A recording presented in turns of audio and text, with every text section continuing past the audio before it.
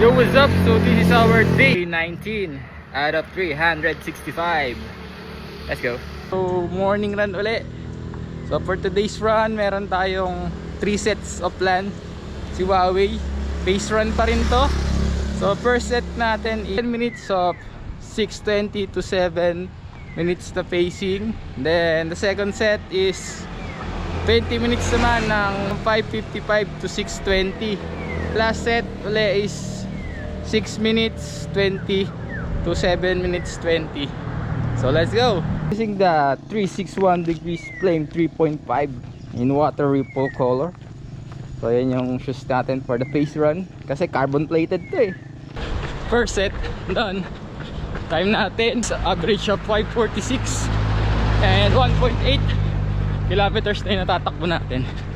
30 minutes to go and 2 sets pa yun. Let's go. We hit the 5k kilometer mark in less than 27 minutes and 20 seconds. So I think yun na yung best PR ko today. Pero meron pa akong 12 minutes sa run na to. Let's go. 20 minutes done. Total kilometer 3 kilometer and 43.